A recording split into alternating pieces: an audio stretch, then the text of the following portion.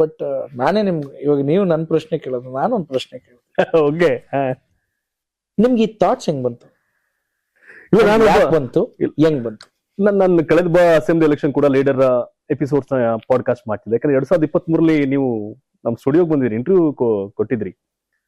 ಅವತ್ತೊಂದು ಮಾತು ಹೇಳಿದ್ರಿ, 2023 ಕಾಂಗ್ರೆಸ್ ಸರ್ಕಾರ ಅಧಿಕಾರಕ್ಕೆ ಬಂದೇ ಬರುತ್ತೆ, ಜೋಡಿ ಎತ್ತಿಗಳು ಸಿದ್ದರಾಮಯ್ಯ, ಡಿ ಕೆ ಶಿವಕುಮಾರ್ ಅಧಿಕಾರ ಚುಕ್ಕಾಣಿ ಹಿಡಿತಾರೆ ಅಂತ. ಅದಾಯ್ತು. ಅಂಡ್ ಎರಡನೇದು, ಆ ಲೀಡರ್ ಅನ್ನೋದೊಂದು ತಗೊಂಡು ಹೋಗ್ತಾ ಇದ್ದೇನೆ ಎಪಿಸೋಡ್ಸ್ ನ. ನನ್ ಪೊಲಿಟಿಕಲ್ ಬಿಟ್ರೆ ಬೇರೆ ಗೊತ್ತಿಲ್ಲ, ನಾನು ಮೂಲ ಮಂಡ್ಯದವನು. ರಾಜಕಾರಣ ಅನ್ನೋದು ಯಾರಪ್ಪನ ಮನೆ ಸ್ವತ್ತಲ್ಲ.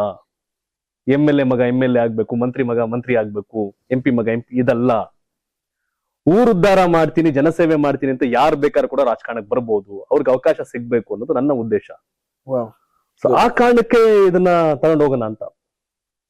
ಎಲ್ಲಾ ಓದಿದಾದಿಲ್ ಹೋದ್ರೆ ನಮ್ದೇನು ಅಲ್ಲ, ಹೊಸ ಆದಿನ ಸೃಷ್ಟಿ ಮಾಡ್ಬೇಕು ಅನ್ನೋದು ನನ್ನ ಲೆಕ್ಕಾಚಾರ. ಸೊ ಆ ಕಾರಣಕ್ಕೆ ಇದನ್ನ ತಗೊಂಡು ಎಲ್ರು ಅಂದ್ರು, ಇದು ಬೇಕಾ ಇದೀಗ ಅಂತ.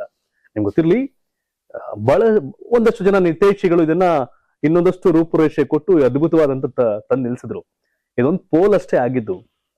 ಆದ್ರೆ ಪೊಲಿಟಿಕಲ್ ಕರ್ನಾಟಕದ ಪೊಲಿಟಿಕಲ್ ಹಿಸ್ಟ್ರಿಯಲ್ಲಿ ಒಂದು ದೊಡ್ಡ ಕಾರ್ಯಕ್ರಮ ಆಗ ಕಾರಣ ಟ್ರೋಲ್ ಆಗಿದೆ, ಟ್ರೋಲ್ ಆಯ್ತು, ಟ್ರೋಲ್ ರೀಚ್ ಎಲ್ಲವೂ ಆಗೋಯ್ತು. ಅದಕ್ಕೊಂದಷ್ಟು ಜನ ಹಿತೈಷಿಗಳು ಕೂಡ ನನ್ನ ಬೆನ್ನೆಲುಬಾಗಿ ನಿಂತಿದ್ದು ಅದೆಲ್ಲವೂ ಕೂಡ. ಅವರೆಲ್ಲ ಅವ್ರ ಹೆಸರು ಹೇಳ್ಬಾರ್ದು ಅನ್ನೋದು ಒಂದಷ್ಟು ಕಮಿಟ್ಮೆಂಟ್ ಗಳಿದೆ. ಹೆಸರು ಹೇಳದೆ ಸಹಾಯ ಮಾಡಿದಂತವ್ರು, ನಿಂತವರು, ಜೊತೆ ಆದವರು ಹಾಗಾಗಿದ್ದಾರೆ. ಸೊ ಹಾಗಾಗಿ ಲೀಡರ್ ಬೇಕು ನಮ್ಮ ರಾಜ್ಯಕ್ಕೆ. ನೋಡಿ, ಆಗ್ಲೇ ಹೇಳಿದೆ, ಲೀಡರ್ಗಳಿಲ್ಲ. 224 ಜನ MLA ಬಟ್ ಎಲ್ರು ಲೀಡರ್ ಅಲ್ಲ. MP MLA ಯಾರು ಬೇಕಾದ್ರೆ ಆಗ್ಬೋದು, ಲೀಡರ್ ಆಗೋದ್ ಕಷ್ಟ. ಹಾಗಾಗಿ ಲೀಡರ್ಗಳು ಬೇಕಾಗಿತ್ತು. ಹಾಗಾಗಿ ಲೀಡರ್ ಕರೆಕ್ಟ್. ಆಮೇಲೆ ಬರೀ ಹಳೆ ಮೈಸೂರು ಎಲ್ಲ ವೋಟಿಂಗ್ ಬಂದ್ರೆ ಹಳೆ ಮೈಸೂರು ಭಾಗ ತಗೊಬಿಡ್ತಾರೆ, ಬೆಂಗಳೂರು, ಮಂಡ್ಯದವ್ರು, ಮೈಸೂರವರು. ಆಗ ಕಲ್ಯಾಣ ಕರ್ನಾಟಕ, ಕಿತ್ತೂರು ಕರ್ನಾಟಕ, ಮಧ್ಯ ಕರಾವಳಿ ಕರ್ನಾಟಕ, ಬ್ಯಾಂಗ್ಳೂರು, ಹಳೆ ಮೈಸೂರು ಅಂತ ವಿಭಾಗ ಮಾಡಿ ತಗೊಂಡು ಹೋದ್ವಿ ಅದನ್ನ. And thank you. ಯಾಕೆಂದ್ರೆ ನಾವು ಇಡೀ ರಾಜ್ಯನ ಒಂದ್ ಮ್ಯಾಪ್ ನೋಡ್ದಂಗಿತ್ತು ನಿಮ್ ಕಾರ್ಯಕ್ರಮದಲ್ಲಿ. ನಂದೊಂದು ಎಕ್ಸ್ಪೀರಿಯನ್ಸ್.